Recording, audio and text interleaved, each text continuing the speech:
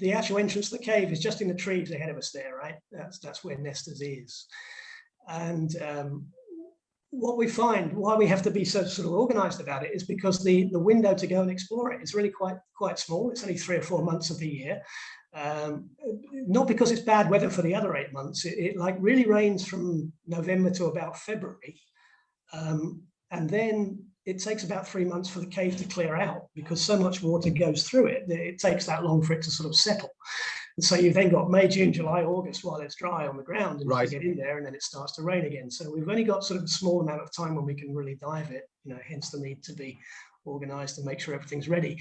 And this is what it looks like under good conditions. But while we were kind of learning what can happen in the wrong time of year, we ended up with, this is exactly the same place. You see that? Not yet. So you, yeah. Wow. Just a complete bog, right? And we learned that the hard way. This is exactly the same shot you just saw with all the nice green and everything like that. There's the cave in front of us.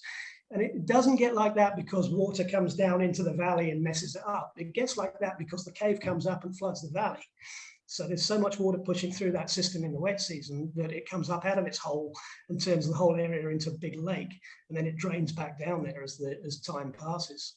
Wow. So it's like that. This is when we saw that, we began to realize like how big of a system it must be.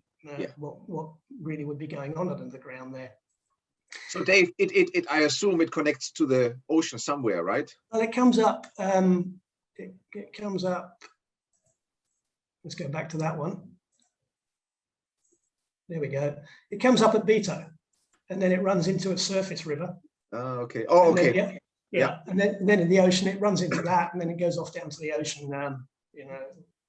10 or 15 miles to the east.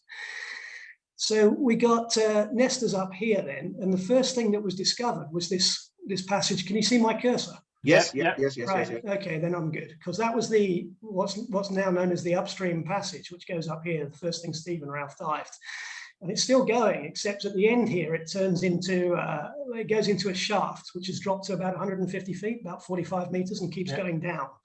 So you've got sort of 2,000 feet of cave here, and then it suddenly goes deep. It doesn't stop, but it just presents like a headache from a dive standpoint, because to dive that is obviously potentially a pretty big dive.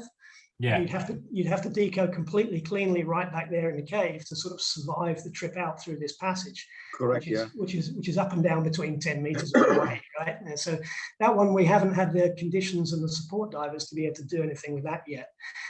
But in that rainy weather I just showed you with the mud, one good thing came out of that. Steve and Ralph tried to dive this, and they just got thrown back out of it. And on the way out and ascending, Steve found himself being pulled down, and he had to inflate and stick himself to the ceiling to get out of the cave, which gave the obvious basically explanation for that was there's a downstream passage too, which was found on the next trip, which is all of this.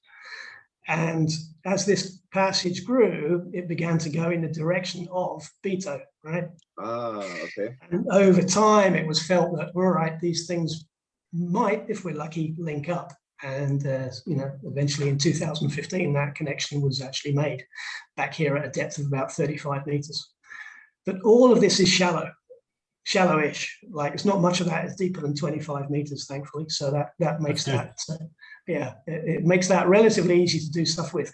All the deep is just here. There's a section 60, 80 meters, and we don't really go there anymore because there's no need.